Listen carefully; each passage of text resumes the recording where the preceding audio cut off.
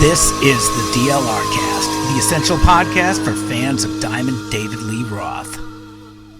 All right, folks, welcome back once again to the DLR Cast, the only podcast by and for fans of Diamond David Lee Roth. As always, I'm Steve, joined by my good friend, co-host, man about town, private detective, Van Halen fan, author, music journalist, Darren Paltrowitz. Darren, how are you?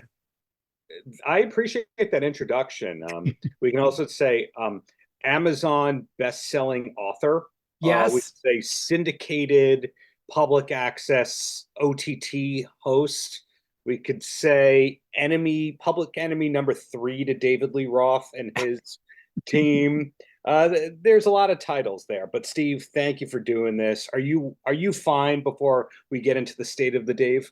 Man, I am great. I am great, and I'm getting better. I was going to say, we can also say we are back from our summer hiatus, as a little summer hiatus, a little vacation we took, which is a good segue into what appears to be the latest Dave news, in as much as there is any that we receive basically through the Van Halen news desk and things we pick up and from our good friend Ramses at the Mojo Dojo. And that's a long way of saying that we get off of vacation, and apparently Dave is going to be on vacation the rest of the year, I guess, doing some traveling, which is why we haven't seen too much from him officially, but we've seen some great stuff coming from Ramses that I want to touch on real quick. I don't believe this vacation thing. No, neither. I'll tell you why. Because something I've been biting my lip on and hiding until a second source that doesn't know the first source told me this. And that's that Dave had a couple of months ago, a couple of times this year, has put out feelers to different people that have played with him or that he's known and gone, hey, what do you think about some shows? And then they go, okay, great. And then they hear nothing. So for all we know, the way that these tours are just whim things that he doesn't follow through on, maybe these vacation things are whims too that he does not pursue. I just do not see him going. I know, and I haven't revealed this publicly, I know Dave has come into some money. So it's possible he's blowing that money on travel, but he's not away for 3 months. No chance. I think the idea is that the pretense is he's out there as kind of the old school jungle stud. He's in a jungle, or maybe he's in Tokyo or down in Australia or God knows what. Odds are fairly good. I was thinking is that, yeah, he's in Pasadena. If he were in Japan, for random example right here, the paparazzi would get him, the fans would get him, because we know from wrestling, we know from heavy metal, there's always these diehard fans that work for the airlines that tip off the people. Right. So there's those photos. So if you were following Scott Yeager's Facebook group, you would see photos of Dave at Haneda Airport or whatever. Is Haneda the international one? I forget. There's Narita, Kansai, Haneda. You would see Dave at an airport. That's just what I'm saying, if he were at an airport. Right. And I like to believe if he was spending any time in Tokyo, and maybe this will still be seen like we saw several years ago, there might be some cool footage of him wandering around the streets of Tokyo in an Iron Man mask, let's say. Yeah, I think that Japan's an old chapter. The more I learn about Dave, the more I realize he does something once and goes, oh, I conquered that. So it'd be more likely that he would be in some place that he'd never been before. He would be in Chile, which, yes, he did tour South America with Van Halen, but he'd be there, or he'd been Iceland or New Zealand.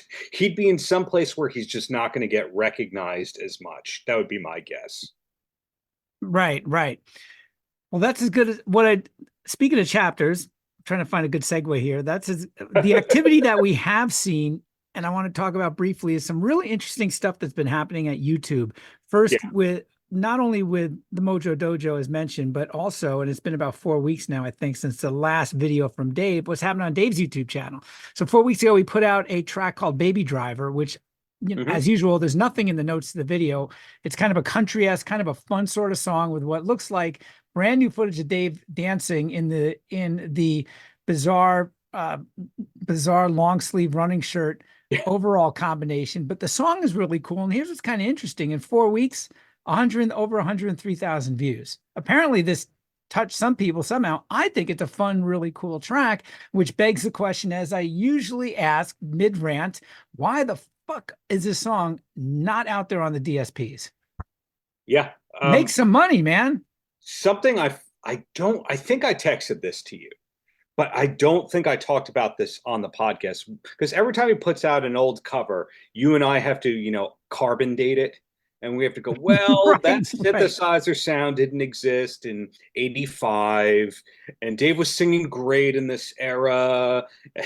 But this guitarist didn't play disco. We have to kind of like fake our way through like process of elimination. Go, it was sometime between 1996 and 2004. And that's all we can do. So I saw a Facebook post from Brian Young, who played with Dave from something like 2002, or I think he was 2002 to 2007, six, somewhere right. around there.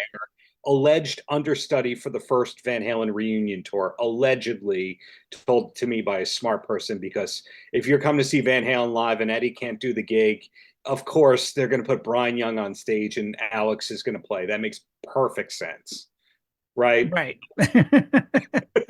But supposedly was kept on retainer and around for that. Anyway, when we had a Brian Young interview early into this podcast, I love Brian's work. I think he's one of the greatest people who ever played with Dave. And I saw a thing on his Facebook post where he posted some cover he did with Dave. And he's like, sometimes Dave would ask me to play in the studio with him and just track something for the fun of it. So now we know guitar on some of these tracks is Brian Young. So this could be him on Baby Driver. If we carbon date it and listen to it and go, are these keyboard horns or regular horns? Well, that's the other thing. It is kind of acoustic, but doesn't have the same. It is mostly acoustic, but it doesn't have the same sound and to my ears from the John 5 sessions. Yeah. Yeah, I'm with you there. There's kind of like 3 or 4 errors of sounds. So if it's real horns, most likely it's that Ice Cream Man band. Then he kind of was huge on the Pro Tools for the late 90s, early 2000 sessions that made up the Diamond Dave record. And then when you just don't know what it is or it's acoustic, it seems like it's John 5 era. And yes, I'm generalizing with all this, but I think it's because, yes, they were pretty much all done at Henson, or a lot of them were done at Henson, but it's the question of who was the person, the general, like dealing with Dave at the time. Yeah. The video accompanying with this is definitely of recent vintage. It's in that presumably upstairs kind of dance hall studio. Yes. There's some canvases turned the other side. There's those weird gold turned aside. There's those weird gold mannequins. Dave is looking of current vintage, looking a lot older, real thin, doing his dancing big smile thing, got the shaggy haircut. So it was really cool to see that. And so was seeing some really cool stuff from our friend Ramses at the Mojo Dojo, who is keeping the flame alive. So a month ago, he put out, and I think we may have talked about this in the last episode, which was probably over a month ago, about a month ago. He put out, once again, why is this not out everywhere? An amazing cover of Jerry Rafferty's Baker Street, which in only a month, 144,000 views, which may be one of Ramses' most popular videos. And certainly it's got 6 figures as fast as I think anything he's put up there. Why that? I'm going to wave the flag again from a few years ago for Dave's ELO cover, Shine a Little Love, which I personally probably must have contributed about a third of the views that thing has. But let me go to this. It's a great cover. I always love Ramses' show notes. It's got Dave's 51 Mercury in it. It's a super cool version. Yeah, and Ramses, who's selling prints related to Dave. If you ever needed wall art that's relatively limited edition, I would buy up all of his stuff. Great human being. I don't want to get him blacklisted by Camp Dave for admitting that he knows us and likes us. I'm not trying to steal the thunder there, but what a great person who's keeping this legacy alive. Because at the end of the day, you have to look and go like, the Dave legacy is dead, except for like 5 torchbearers, really. Right. Your Greg Renoffs, your Ramseses, etc. Right. So, I mean, it's super interesting what is getting traction and what doesn't, because 3 months ago, Ramses put out the Dave Steely Dan cover, My Old School. Yeah. Got less than 3,000 views on YouTube. Great cover, by the way. Yes. Then you got Baker Street a month ago, which just blows up, relatively speaking. And Ramsey's production has been fantastic because we got 4 videos in the span of 3 months, 3 in the past month. So we got Baker Street, then 2 weeks ago, Mississippi Power, which was a B-side from the Your Filthy Little Mouth sessions, which is a really cool bluesy track. That already got 22,000 views. And then a week ago, out of the clear blue sky, Ramses drops one of my favorite tracks from the DLR band album, which again is not available anywhere. Hold on to your CDs if you have it, and definitely bookmark that link to the full album on YouTube. But that super cool, laid back sort of, I don't even want to call it a ballad, but the cool Black Sand. Last time I checked, 8 songs were still up on Amazon Music, and it was an error on the DLR album. Of course. So if you bookmark Amazon Music because you have Amazon Prime, you can listen to like the first half of the album. But yeah, it's such a head scratcher to this day. You know, I heard, I think I've talked about this on air, but one of the people who's around in the DLR band era told me that Dave didn't like it because it wasn't commercially successful. And so it's like, delete, it's gone. And it was that kind of a thing, which is the exact opposite of what we heard from the Dave Whisperer, the deep throat Dave person on Dave and Dave Unchained, who said, oh, he made so much money on that album. So I don't think that we even know the full story on that at this point in time. Why is Tom Lilly playing 2 songs on bass on that album? Who is Tom Lilly? Right. Why did John Five play the bass on it? Why are there 4 guitar players on this album? What is up with this album? Right. I would love to someday take a much deeper dive on that album with somebody on the inside. And if you haven't, definitely go to YouTube, to the Mojo Dojo channel and check out Black Sand, because it is such a fabulous song. And I got to put in a request if anybody's taking requests. But Ramses, if you ever want to make another song put another cool video out from the DLR band album, my vote is for the absolutely epic screaming track Relentless. So there you have it. That works for me. Hopefully there's more to come from him. And again, buy his prints. If you have the disposable income and or wall spaces, you can see Steve here from the video. We don't have a lot of wall space left. But if we figure out stuff to throw off the wall or more people get canceled from our wall, I will fill it with more Ramses prints. How's that? There you go. I got to Ramses, thank you for sending me that print. I still need to get it framed and find some room behind me here or on one of the other walls, which I definitely will do. Yeah. But with Dave on vacation, presumably the next 3 months, here's hoping that whatever we see Dave related that might be quote unquote new, I would bet it's going to come from the Mojo Dojo. I'm with you right there. Until we see Tom directly uploading things or Jerry Leonard directly uploading things, or we know that there's a publicist back into the picture. I know Dave has had publicists on his payroll that did absolutely nothing. Until there's a face besides Ramses, I think you're right about that. Right on.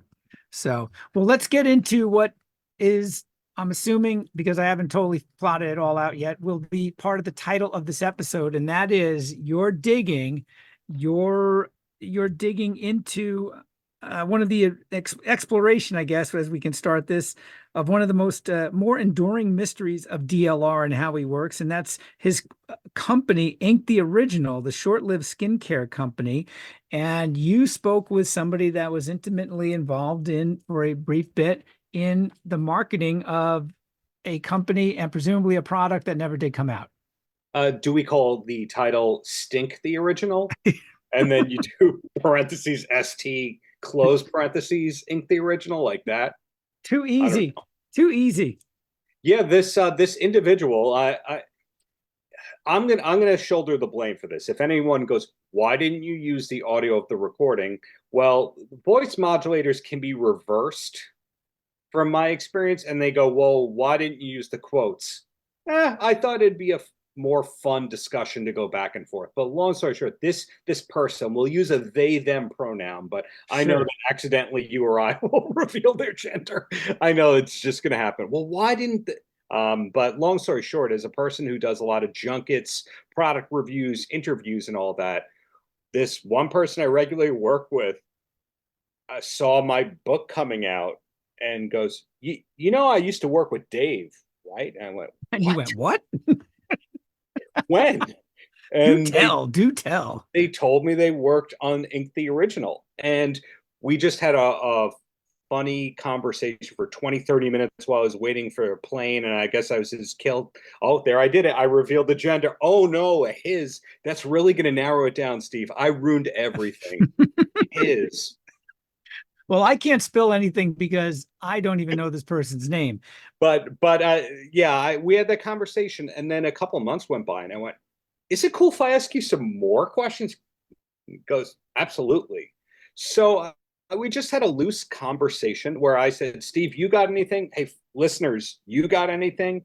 And I did my best to ask all this stuff while knowing, you know, the background on this person is they work for major brands. They're not a music publicist. They're not a Van Halen diehard. They're very aware of Dave and what he's accomplished, but they didn't come into this like a fanboy going, oh, I'm going to ask him what the background messages in Just Like Paradise are. Right. And this Nothing person, like that.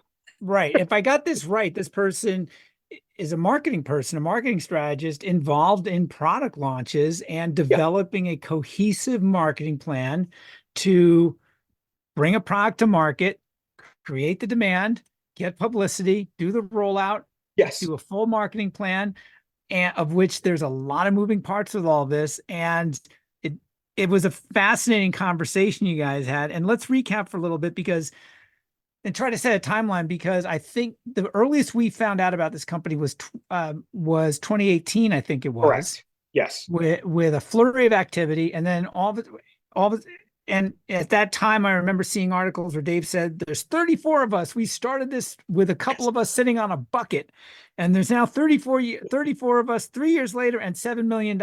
Here's all this publicity in 2018. And then they closed their doors in 2022, and that's it. I think the doors were closed much earlier. And coincidentally, the doors were closed around the time we put up a podcast asking about it.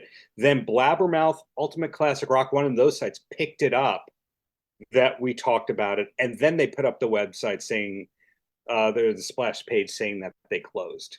Now, so looking at trademarks, I think that there's more to the story there. I don't think he kept it open as a shell company to lose money for 3 years. I think it was just, oh, well, that failed based on what I hear in this interview. Right. And it's all of it is so fascinating. We'll get into it in a little bit. But one thing really stood out that I had kind of forgotten about was the fact that no product maybe was never even made. I had this idea for a little while that down in Dave's basement was pallets of this shit. These little jars of skincare lotion for tattoos. And apparently, as we found, as you got in this interview, was all that ever came about with this was some digital mock-ups of product and certain models that Dave liked. And I'm jumping ahead a bit, I'm sorry, holding the jars of skincare. Not even that. So what I hear, you know, clarifying a little bit, is it sounds like he did a prototype for a deodorant or a roll-on, another prototype, and then they did some digital mock-ups and photoshopped that into some of the Photoshop results. But, you know, I asked the person, I watch everything to do with Corey Feldman, and I'm laughing at him, to clarify, not with him. I'm laughing at him. And there was a while where Corey Feldman was doing every podcast to promote his box set. And there was, I think it was Harland Williams opened up the box set and there was nothing inside. And people had figured out he didn't make it. He was waiting for all the pre-orders and then he was going to press them. Right. So I asked the publicist, I said, is it like that? And the publicist, marketing genius, thought that that was the case, that there was none actually made. They did testing of smells. It sounds like they did what do you call that? The chemical testing, the fragrance testing. Right. Yeah. I think there may be a certain name for it, but I can't remember it. They did that. They made the packaging. They decided what it was, but it doesn't sound like there was ever actually skin cream. Right. So let's back up. Think about that. Let's back up a bit from what I garnered, and I took a ton of notes here. So I guess maybe not so much follow my lead, but I took a whole, I mean, I'm just fascinated by the conversation you had. And I'm sorry, folks, to tease what you won't hear, but this is about it. Darren and I talking about this is going to be a fantastic approximation here because I got some quotes as well. So let's back up a bit. Before there was any product not made, before this person met Dave, he had several meetings with principals of the company to get started with this. Met several times, presented a plan before a meeting, and then when they finally met Dave, it was, quote, to get to Dave, it was very, quote, and I'm going to laugh here, very, quote, cloak and dagger, he said, where everybody got in a Sprinter van. Yeah. There was walkie-talkies involved. The Eagle has landed, you know, and to go about 1.5 miles to Dave's house in Pasadena. Yeah. To clarify what you mean, they were told this was meeting number 4 or 5 to park their cars in a shopping center in either Altadena or Pasadena, and an unmarked white Sprinter van comes up and whisks them away to Dave. Then they had cloth bags put over their head. I wouldn't be surprised. The van had no windows. Yeah, and so going back to what you said about the meetings they had, you know, what this person said was they kind of approached going, we know that you're good. Tell us more. And they came by for a meeting, and then they came by with another 2 people. So then you have the same kind of meeting with 3 people, and then same kind of meeting with 5 people. And I don't think this is too far out of the norm. Let's say you talk with some people to feel them out, and then, okay, here's the next step. The money people, we presented this all the money people, they want to meet you to the board or whatever that might be. Yeah. In this case, it's Dave. I mean, would you expect him to be there at meeting 1? At least, you know, there was several meetings. What's the vibe? What are you guys looking for us to do here? What's your vision? Here's what we think we can do. Okay, we've got all this thing. We've got a plan presented. Yeah. They take it to Dave. Now let's meet again. Let's all meet in this shopping mall. Let's all meet at the Safeway off of Ventura, whatever. Whatever. Yeah. But going back, what I thought was bonkers was I said, you know, who else was working on this? And if I remember correctly, he said, well, it was somebody in Dave's camp who I believe is Jerry Leonard's sister, Patty. I'm not going to bleep out that name because these are public figures. I believe it was Patty hiring out to a creative agency, which hired out to another creative agency, which hired out to this person's agency. So meaning it was a subcontract on a subcontract on a subcontract. That's how he came in there. Got it. Let's process that for a second there. So internally, Dave goes, I've got money. I want to do something. Now, somebody who's not the person I was on the phone with had confirmed to me that it was either Jerry's brother or sister who kind of led the charge on this. So somebody within management and their family goes, we want to do this. And they hire out to a person who hires out to another person who hires out to another person. So meaning we kind of hear this from the person that we spoke with, that there was minimal direct contact with Mr. David Lee Roth. Everything was being filtered to a filter to a filter. Wow. There's more bureaucracy here. It's like a Fortune 500 company. Yeah, I can't imagine layers. How any product could have ever succeeded given the number of cooks in the kitchen, chefs in the kitchen, whatever that phrase is, or filters, or number of people who have to guess what the visionary is thinking. And considering how much money is being rolled into this thing, and the fact that they weren't more efficient than that, that could be standard issue. Do you know what I mean? I just wonder what people there were maybe ripping Dave off, but that's a whole other conversation. But Yeah, that is one of the thoughts that unfortunately does come to mind, where I kind of do feel bad for Dave. You don't hear that from me very often, but I do feel like other people were spending his money a little frivolously, because it's not like ad agencies that handle celebrity brands go, "Oh, we'll just cut him a deal." Right, right. Now, mind you, this is all taking several weeks, several months, and they do get Yeah. to Dave.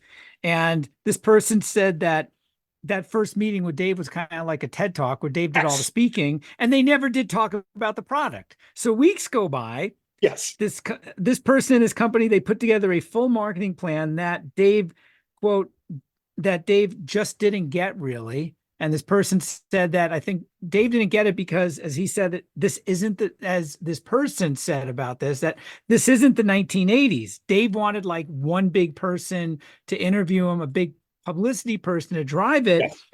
even though that person, as this person explained, doesn't reach who would be the Inc. original end consumer, which I found kind of Yes. fascinating. So So so Dave the, is thinking old school. Hey, I'm Dave. I'm 1980. I want to yeah.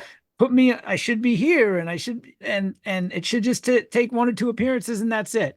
Which in today's world, as we know, you've got a long-term marketing plan. You're dealing with influencers. Here's 30 of the top Instagrammers you need to get to. Here's all this stuff that is completely out of Dave's world. And quite frankly, these folks probably wouldn't want to talk to Dave anyway.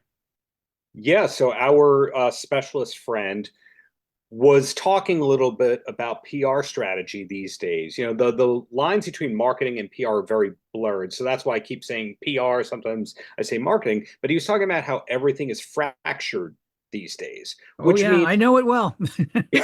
Steve is a hell of a marketing person when it comes to the classic rock market. But even if it's, you know, and I was going to say more, I saw that look. You do a lot No, more than that. no, that's but probably that is my bailiwick. It's the rest of this stuff. I don't know what the hell I'm doing, but but no. but I disagree. You're great at what you do. Those are the facts. But you know, you could basically get this book.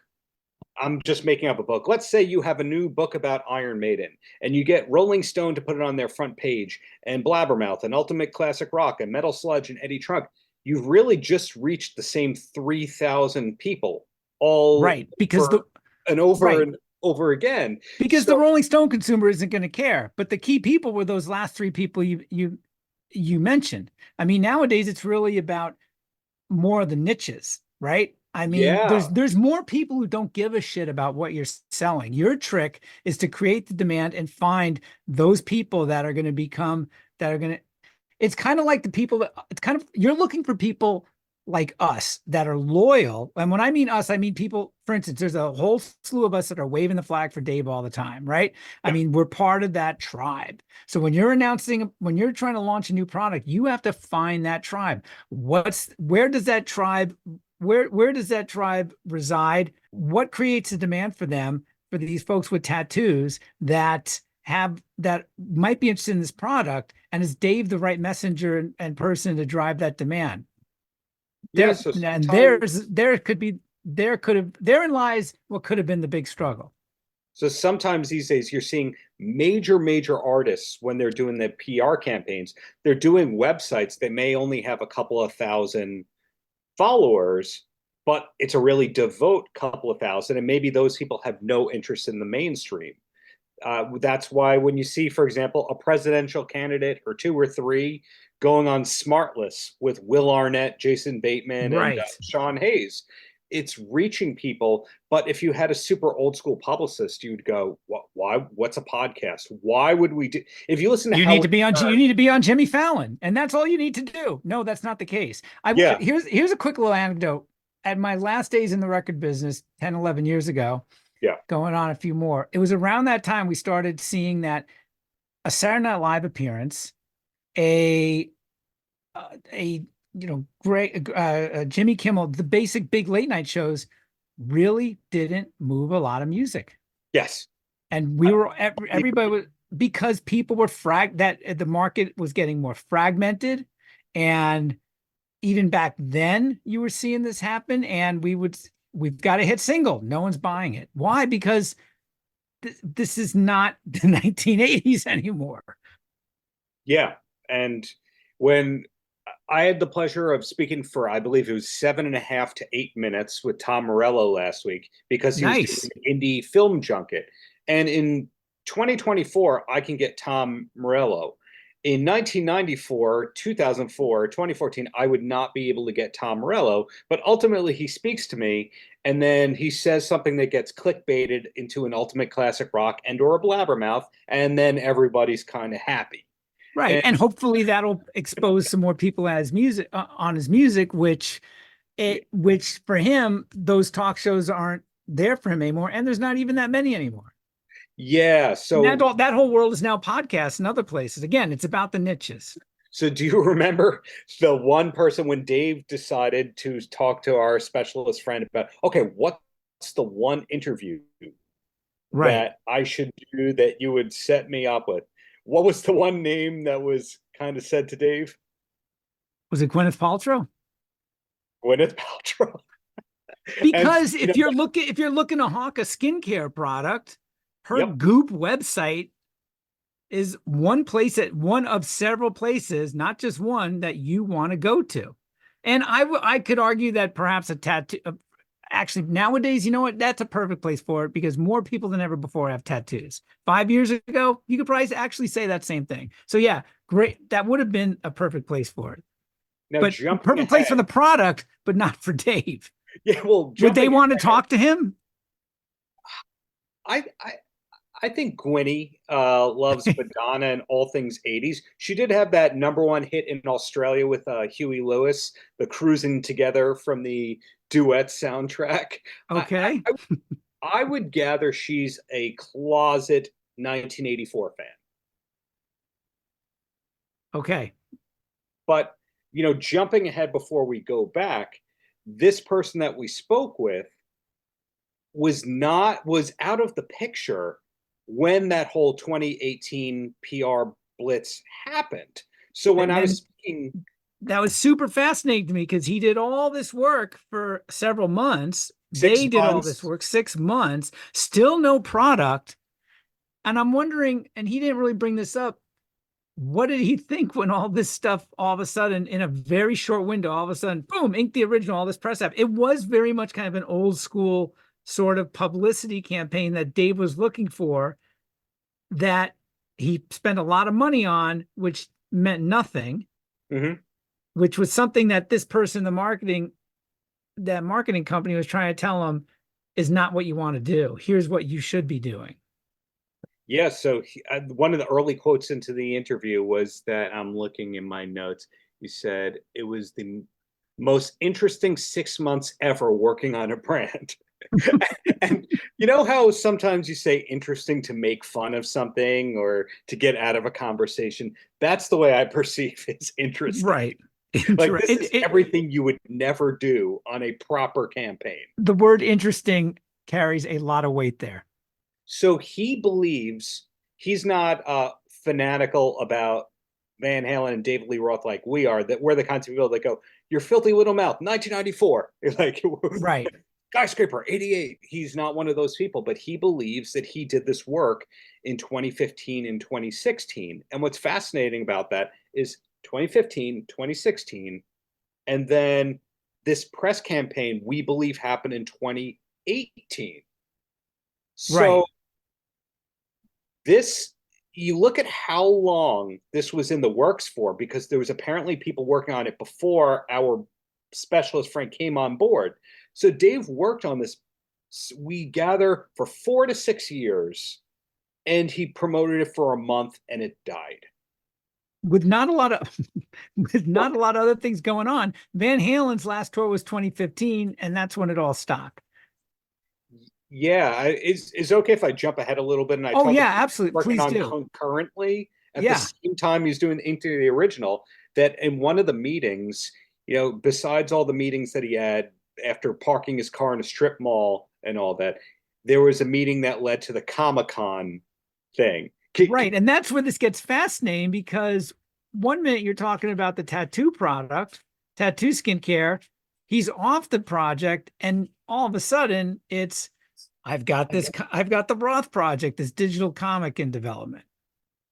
Yeah, so what I heard was that they were trying to schedule a meeting about Ink the Original, and this individual said something along the lines, "Oh, I can. I'm going to be at Comic-Con that week." And Dave's handler heard that and must have recapped it to Dave. "Oh, he's not available. He's doing Comic-Con." They went, "He is? Maybe he could do my thing." And they scheduled a meeting to present what became the Roth project to them. And he said it was in a rough form, that some of the drawings were not finished or colored, and they were playing the audio on, didn't he say a substitute teacher like VCR set? Yes, it was like the substitute teacher wheeling in the AV for the Yeah. film to cover the 30 minutes. Yeah, so he played the whole thing and kind of went, "What do you think?" But I think for some reason, Dave thought that this person was the decision maker and the publisher, rather than the person go, "I will introduce you to the publishers." In other words, there was a breakdown in communication. Dave was turned off by the whole thing. They said, "Okay, well, how about we talk about Ink the Original?" And they went, "No, not the time for it, not the time for it." Okay, And let's back up for a little bit, because that's what really got interesting. First off, let's put aside for 1 second the fact that that somebody was not doing their job correctly, relaying to yeah, Dave who he was going to be meeting with and what this was about. What I found really interesting was, in your interview, was the fact that it was Dancy Dave, as he put it. He was really jazzed to talk about this. It sounded like to me, I didn't he say infer. spun around a few times? Yeah, Didn't he? I'm not sure about that, but he had the overalls. He was doing the shuffle. No, but the way it was, I kind of took it was he was more jazzed to talk about this than he was in the Ink the Original meetings. Yes. They talk about it. It's clearly the wrong person Dave should be talking to, as far as it's not about publishing this thing. But again, it was, "Oh, Comic-Con, let's talk to this person. You remember him from Ink the Original?" And what I found fascinating was that Dave was really ebullient about this to talk about. And then they talk about it.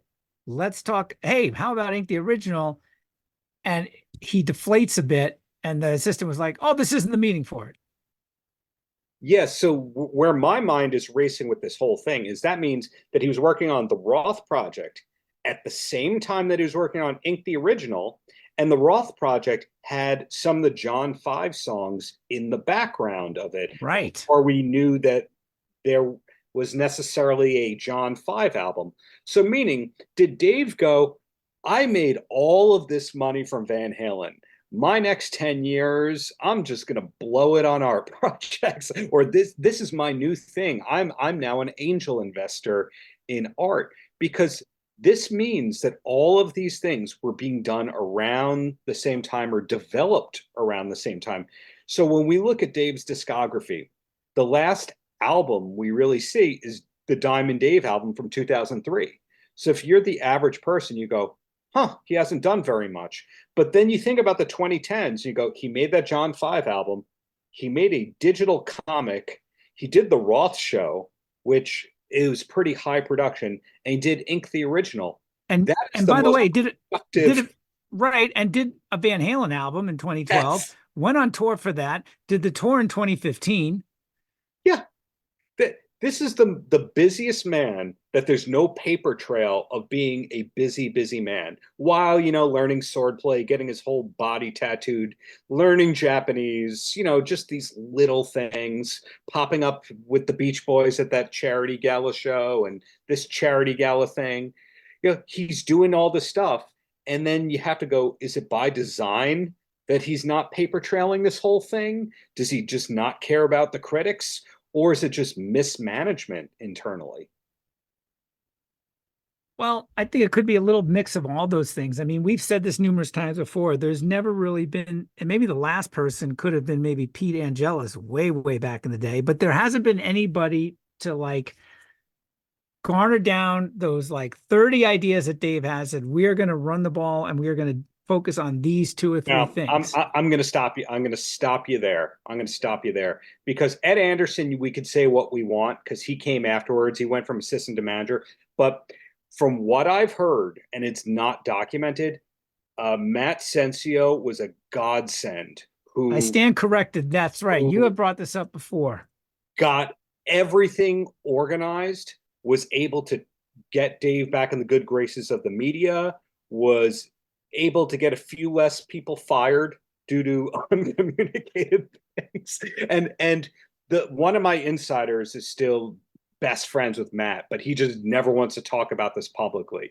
This would be maybe everyone talks about the Pete Angeles stuff as being the best possible interview. I think the Matt Sensio interview would be the all-time blockbuster. Boy, it would certainly fill in a whole lot of blanks we have. Yeah, he went from base tech to manager. No one talks about that one either. Fascinating. But back to what you were saying, though, that Pete Angeles had a good control on editing everything. Right. But I just think also, regardless of who is there, who isn't there, certainly through this era of Dave, let's say, post Van Halen, now in post Van Halen, pre-COVID, now post-COVID, there's nobody that's really there's nobody that's kind of running interference from what we see, or providing some direction, some input, some advice, some managerial things to bring these things to fruition. I mean, at some point, someone should have pulled Dave aside and said, and maybe there was somebody saying, hey, you're sinking a whole lot of money into this thing. We've taken a look at this, and this thing is just not going to happen. Now you can have flights of fancy and passion plays, and feel free to spend a ton of money on it. But at some point, all these things were kind of a commercial endeavor. So many of these things were kind of a commercial endeavor, or should have been, because they kind of got out of the starting blocks a little bit, like Ink the Original, like the Roth Project, the things we do see that do see the light of day. They're just never fully realized. They kind of just sputtered to a halt, and you're left going, well, what the fuck? Why did this happen? Who did not finish this? Who did not? Dave, even if you're bored with it, I'm your manager. I got a plan here. We're gonna keep driving on this thing. Hey, here's all the stuff I want to put up on Spotify. Here's this. Do you know what I'm saying? It's so pell-mell and kind of all over the place. Absolutely. Because even if you're bored with it, yes, you sunk in your money. I can recoup some investment here. We can keep this going. And then in the back of your mind, you think, hey, look at all this that happened for the Roth Project. Maybe that galvanized him to do part 2, let's say, of the digital comic. Do you know what I'm saying? There could be some upside to all this, to really kind of having some focus and sticking with this stuff. Well, because that's how you did your recording career anyway, right? Coming back to that in a second, I think that we really got a clear view on all this when John 5 took the initiative to make the music video for that song from the unreleased album. And no one could, well, I can't even remember what it was called. Nothing would have stopped us anyway, or something like that. Yeah, so John 5 made the video, then they made him take it down, put it back on the Roth channel. And John 5 had gotten a press release sent out by his longtime publicist, Maria, who somebody tipped me off that Maria was representing Dave. And so I reached out to her, and she was livid at me. Like I'd found out something that I wasn't supposed to. And I kind of got a little threatened in the process. This was all about 2 years ago. And then I've heard since then that he and John 5 don't talk, that he's not in that John 5 documentary, that Dave wouldn't be in there, etc. I think we've talked about that a little on the podcast. But that was a case where somebody went, hey, Dave, we know you don't want to put any intention to this. We'll fund it. We'll do it. And still, for some reason, even with a high quality thing like that, nothing happened. So that was, 2023 that happened.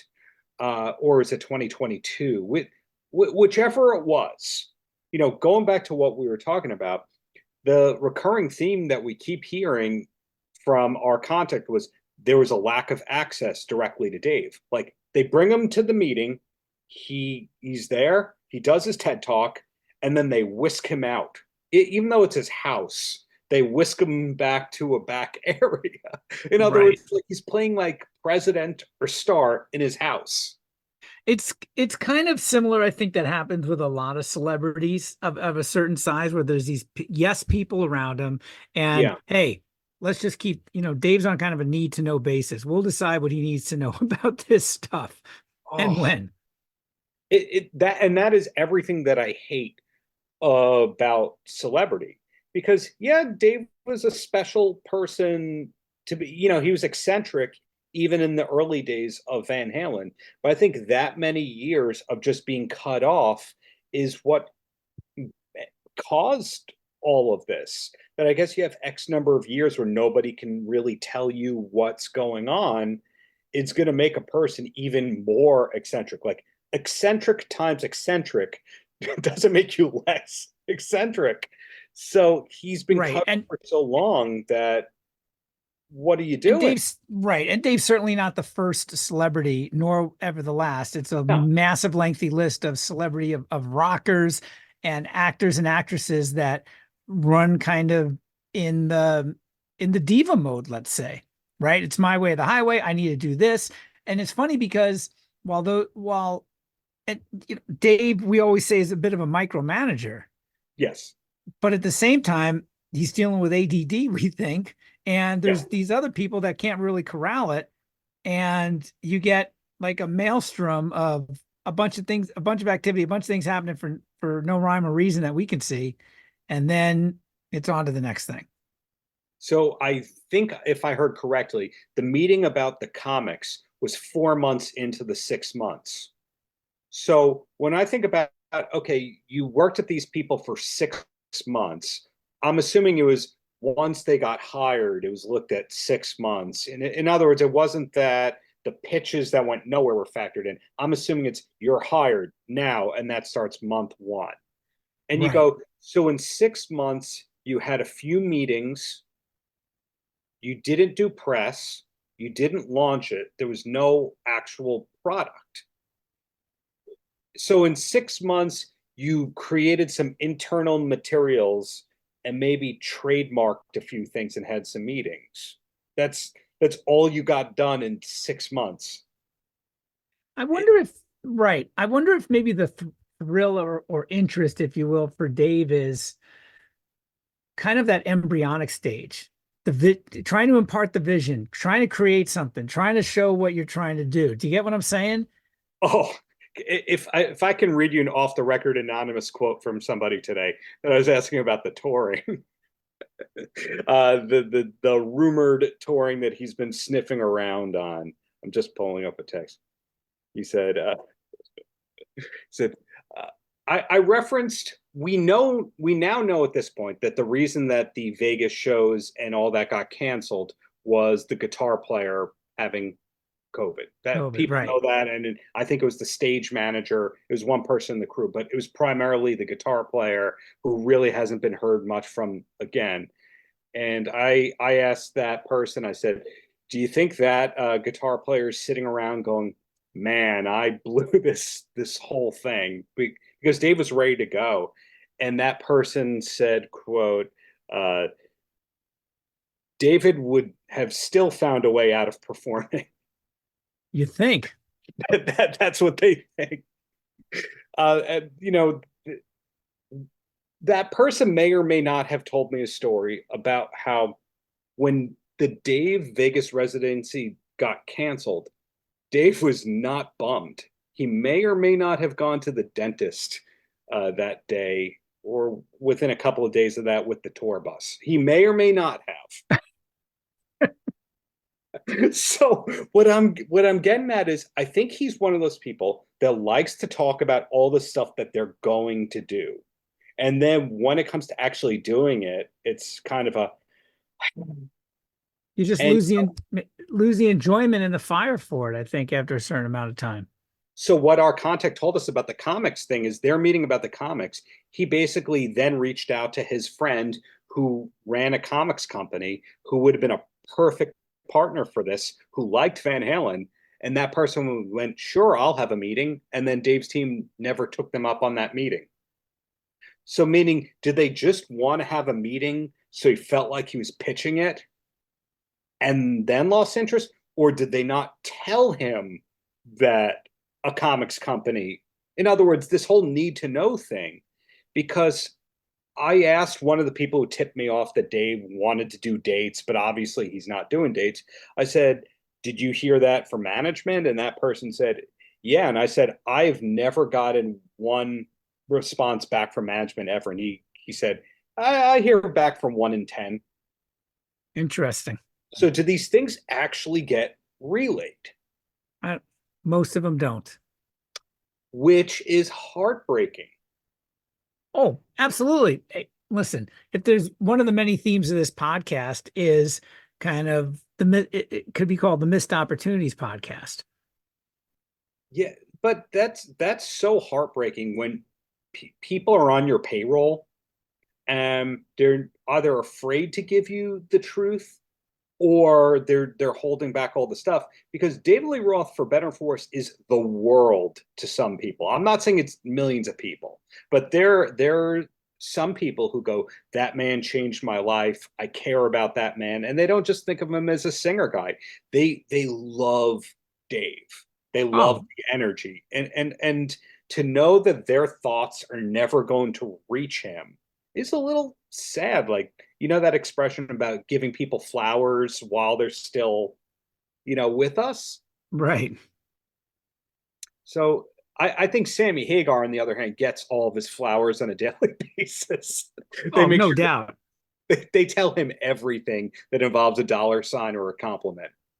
And that's a this is a whole other podcast. I really don't want to go off this exit ramp here, but Mm-hmm. everything that Sammy has been doing on this tour, this whole tour, most of the things that Sammy does is all stuff Dave could have been doing 10 years ago, Yeah, 15 years ago, even pre the Van Halen reformation.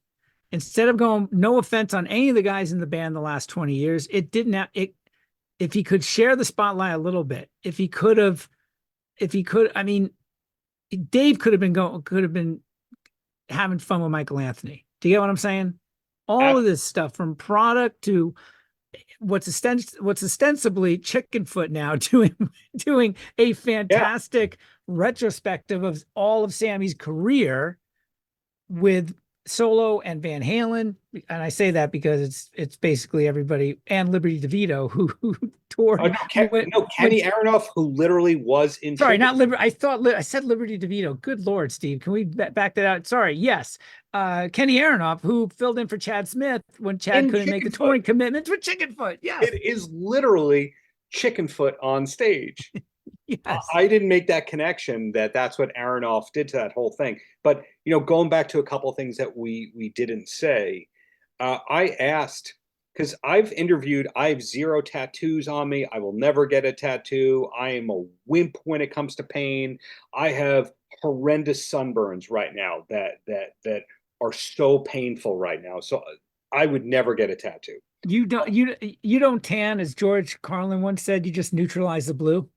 Oh my God, I burn horribly, and I live in a beach town. I love being with the people that love going to the beach, but I Right, was not born for the beach. So I interview, though, a lot of tattoo artists because sometimes they have brand partnerships. So Tokyo right. Hero, he did a Dokken album cover and he did a Sapporo collaboration.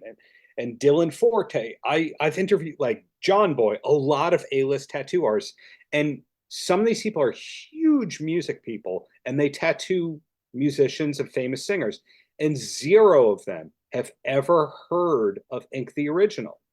So I brought that up to our contact, going, these people who you would think know everything in the industry never heard of it. Were there discussions of trade shows? And goes, no. Were there discussions of meeting with these tattoo people? No. These tattoo podcasts? No. It was because Dave thought that it was more of a lifestyle product. He wanted it to be a lifestyle brand, not a tattoo thing. So I asked a bit more about that. And I didn't make this connection. Dave did not come up with the idea for this. There's other products like this on the market. He didn't Right, invent tattoo skincare. right. So we now know there was no actual prototype. The packaging may not have been finalized. It was not a patented formula necessarily.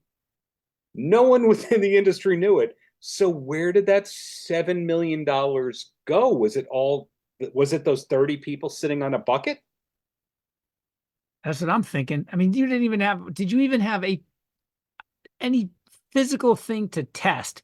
hey, here's a bucket of this cream we came up with. Dave, you put it on, and hey, Jimmy, you put it on. Hey, and you just got that new back tattoo. Do you know what I mean? I mean, did it even get that far? Doesn't even have to be out for any sort of lab testing, but good Lord, did anybody formulate anything? No, oh, we skipped over the photo shoot. Oh, you are correct. Yes, let's dive into that real quick. Can you summarize the photo shoot? I want to make sure I'm not crazy and I heard this all correctly. The Miami photo shoot that Dave was not in, correct? I did not. I think you're right. I did not get that he was in there. This is what I heard, and you tell me if I'm missing anything or you heard it differently. He went to Miami with whatever photographer or photo crew, and they just started photographing interesting looking people as a way to summarize who the brand might be for. Yes. And they may or may not have superimposed in place of Coca-Cola cans the mock-ups of Inc. the original products. That's what I got from it too. Yes. Oh, you heard that too. Yes. Or some other product. So here's an existing model ad for whatever it might be. That's the look that Dave wants. It's interesting because that it sounded like to me like that's what Dave wants the consumer of this product to look like. Yeah, so very visual. Right. Right. That we're chasing after those people. But that person is a model in a magazine. Do you know what I mean? It's like there's kind of a backwards way to figure out of your go-to-market strategy. So who is the consumer? Well, we want them to look like this.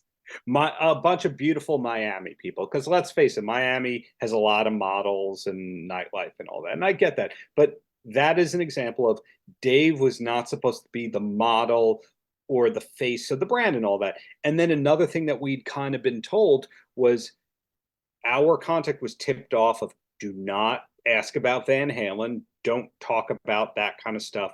Don't. He did not like the fanboy stuff, right? Yes, which is understandable. You want to get down to business, and when you've been asked about this stuff for 40 years, for God's sakes. I mean, then of course you wonder, is that why this person's here? Well, that leads me to think, was he embarrassed by his celebrity in that, don't bring that up and I'm not in the photos? And also, we're not going to tell you that this is David Lee Roth's brand in all these pitch meetings. In other words, was he ashamed of his celebrity or what he was known for? I think maybe it was a case of how do I fit into all this? But yet he was the spokesperson. While he may have not wanted to have been the face, he ended up being the face. Now, is that because ego, or is that because, hey, I can sell this better? Because he did want that one interview. Do you know what I mean? I mean, he was it seemed to me like he was always going to be the celebrity endorser, pitch person, owner, because he does own the company or a big investor of the company. That's part of what he's buying, right? So I don't know. Do you think, I don't see in a product like this that Dave could have been, quote, just a silent investor. But if we had a lot of ego involved in it. Definitely. But if we have to compare Sammy Hagar, where every night he's wearing the Cabo gear and they're taking shots of the Cabo on the stage, and he has a song about it, it doesn't sound like Dave was, for a guy who wrote a song called Tattoo and made it the lead single on a Van Halen album, it doesn't sound like he was going to be so out there and pushy about it. The way that Five Finger Death Punch goes, this is our CBD product. Right. I don't think that he was looking at it with the Sammy Hagar goggles for business, which I would say is a mistake. I agree. I mean, again, this goes back to the fact I see all these things that Sammy is doing, and it takes a lot of discipline. It takes fantastic people around you. Through experience, you can say Sammy's a really smart businessman. 30 years ago, maybe you couldn't have saw that, but he had the patience and the discipline. You couldn't have said that, but he had the patience and the discipline. It wasn't just a guy with a fat checkbook throwing his name on it. The guy knows his stuff about everything that he is involved in and invested, and that's pretty impressive. Again, you couldn't have said it 30 years ago, but he had the discipline to walk before you could run back then, and build something, and he had the patience for it, right? And the concentration for it. Those are Yes, exactly. the magic Exactly. words. He had the patience for it. So in other words, he had a great idea and then he stuck with it. I'm going to say that Ink the Original was an excellent idea, because when you take a song like Beautiful Girls by Van Halen, that's all about being a bum in the sun and being poolside and skin and all that kind of stuff, and you have the song like Tattoo, he had a brilliant business idea for his image, but he killed it within months of announcing it. Right. And I wonder what else went into killing it. Did Dave just say, I spent enough of this and just got and didn't want to spend any more on it? Because if you spent $7 million and someone goes to you, okay, it's now going to take another $7 million to test, to get the packaging. We have to hire on this distributor, basically a product company that will go out and sell this thing. Yeah. Right. And go sell this to tattoo shops. I mean, you basically need a rep group to do this stuff, to get it into places before. And you're not talking about all of a sudden one person goes in and, oh, we're going to put this in Target everywhere. That's not how this stuff happens. And then you also, do you want to recoup this? Do we want to sell this at Ink the Original store, let's say? There's a ton of stuff in the back end behind all this. Once the product is, there's a ton of stuff to even get a product formulated, create it, test it. What does it smell? How does it feel? Do all this stuff that could have took a lot longer. And maybe a lot of that stuff was maybe close to being in development. Who knows? Maybe trying to get to that point was a good portion of where that $7 million went. But there was so much more work and effort and people and money involved that was going to happen after this 5-year window that we saw, that we have. Do you know what I mean? That we've been talking about and that we know of, where, man, it was, you were 5 years and $7 million and barely just getting started. And Dave's doing publicity for something that's paid. Did he just get impatient? I got to talk about this now. And a publicist who can't, whatever publicist was, said, yeah, I can get you this interview. And they're like, okay, well, hey, we earned our retainer for the month. Dave's talking to Vogue. Fantastic. The timing's terrible. He's got nothing. I mean, it's all smoke and mirrors to talk about right now. But to take it any further, there was no way it was going to happen.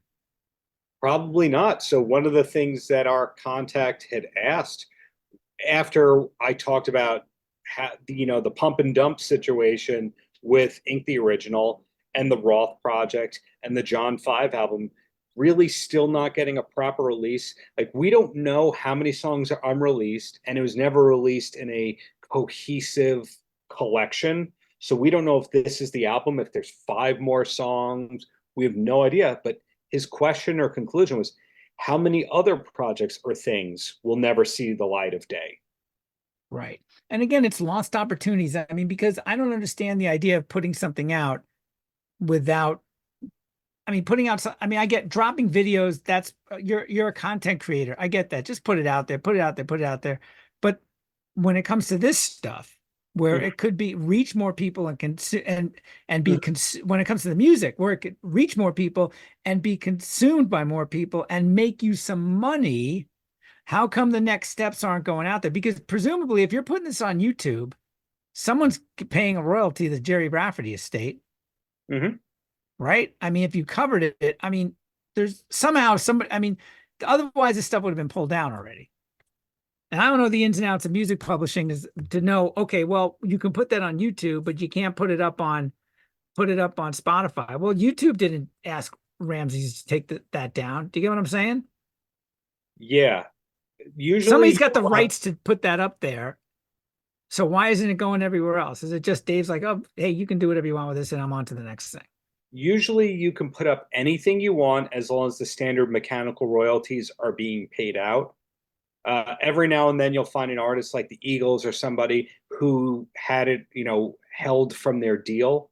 So they retain extra rights that other artists don't have. The way that anytime there's a new media platform, Led Zeppelin and Metallica and the Eagles have to do their separate round of clearances because they never greenlit it for that new thing. When they come out with double Blu-ray, double-sided, polygon tape vinyl, Led Zeppelin is not automatically cleared for that.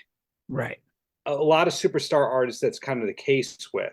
So they're able to withhold rights, but standard deals go, no, we're using it, and as long as the standard streaming and or mechanical rights are being paid, that's that. But going back to the whole thing, it worries me, but also actually gives me a little bit of hope to go, what else is in that archive that's half cooked that could be really, really entertaining? I kind of like this half cooked Dave. Everything these days is totally half cooked without an editor, and it ranges from being unintentionally entertaining to downright terrible. It's completely uncooked, unfiltered. It's all we can get. So I'm Yeah. happy to be getting something. Well, like what didn't make No Holds Barbecue? There's no chance that's every bit of footage that was filmed for it. So what could they have watched? Mark Elmer, if anyone. Well, we did talk to the editor on the video editor on it several years ago. But you have to wonder, what could they have been in that editing room watching and go, nah, that's not good enough. Because so much of it is unwatchable. Yeah, it really is. Oh my God. How do we wrap this up? Well, if enough people want it, I think that we could do a part 2 with us reading a thing or two that our contact may or may not have sent us related to Ink the Original, a list of prospective names and slogans. Only if you guys ask for it. If you ask for it, I'm willing to read that over. Personally, Are you I'm okay with that? yeah. Listen, I'm interested in it. Okay. It's an enduring mystery. We shed a whole lot of light on this. Is there more light to be shed? Are we turning over more rocks here? Are we finding the little mealy bugs running out from underneath it? That's a really bad analogy. I don't even know how I got there with that, but we're shining. Sunshine's the best disinfectant. I don't know what the hell I'm talking about. It's getting late. I'm getting loose. Well, if people want that, we'll do that as a part 2, and then we'll go over the state of the state, and or I'm going to drop an interview to sound like a young person. I'm going to drop an interview. I'm going to release an interview that I taped with Billy Sheehan where I threw in 2 or 3 Dave questions, and one of them pertains to the DLR band era. So we'll see if is that recent? A recent I taped interview? it yesterday. Yeah. Oh, nice. Well, I'm looking forward to hearing that. And that'll be a bit. This is out. It'll already be out. I'll tell you what. That'll be available on the Paltrocast, which we'll link to in the show notes. But I'll just tell you on the air, because again, by the time this is out, that'll be out. So you can't tease something. So there was a David Lee Roth newsletter on his old Slaughterhouse website in 97, 98. And Dave was writing some of these missives. And in one of these missives that I mentioned in the DLR book, he says, and Billy Sheehan will be rejoining the band, and Carmine Appice will be playing drums and all that. I remember that. Yes. And from what I've heard, I was supposed to interview Carmine. They scheduled it, they confirmed it, and then they canceled it. And you go, okay, fine. I'll get you in 6 months, whatever. Carmine, from what I hear, it was one rehearsal, and he was wearing pajama pants or something, or Dave was wearing pajama pants. Something weird about pajama pants. I don't know. Onesie? Oh, onesie. The rabbit costume? The rabbit pajama costume that Dave wore on New Year's a couple of years ago on that video? Oh, the rabbit with the cold chain. So I asked Billy Sheehan about that, and he's like, he might have asked me about that. I don't really remember. I would have done it. But the whole time I was trying to get him to get the Eat 'em and Smile band back together. So in other words, Billy Sheehan would have done it if he was properly asked. That's what I'm getting at. A lot of people think that Billy Sheehan left in the Skyscraper era on terrible terms and he was angry. That dude is not angry. He's so thankful to Dave for giving him his start, and he has gratitude over the whole thing. He has no resentment. You can't get him to badmouth Dave. Yeah, listen, he did split based on the time-honored musical differences, but it wasn't bad blood at all. No, but there's so many message boards that make it sound like that. And it's more likely he went, wait, I can be in a band that I own and I get publishing? What? And I And could be a part of the creative process. yeah, I mean, he recruited Pat Torpe, Paul Gilbert, and Eric Martin, and he was the mastermind behind Mr. Big. He was older than the other guys. He'd he was already 30 something when Mr. Big was taken off because of Talus and all that happening. You know, he was almost in Van Halen for Christ's sake. Right. That 1980, sure. Exactly. So Billy Sheehan is just so nice and so talented and so pleasant. And the next time I interview a former Dave player, let me know what to ask them, and I'll throw that in there. Got it. Well, thank you to anyone who's still tolerating us. If you stuck around this long. If you want part two, we'll give you part two. Sure. Comment on this on YouTube, or shoot us an email at thedlrcast@outlook.com. How's that? Yes. Thank you for dealing with all this, Steve. Thank you for being a great sounding board. And again, thanks to anyone still listening. My pleasure. And great. Thank you to everyone. And great seeing you again, Darren. It's been a while. I'm glad we could finally connect and do this. And I know we don't have seasons, but here's to the new season of the DLR Here's cast. to the new. We're past episode 100. I don't even know what episode this is anymore. We're still having a great time. I love doing this with you. So thank you. Likewise. Cheers.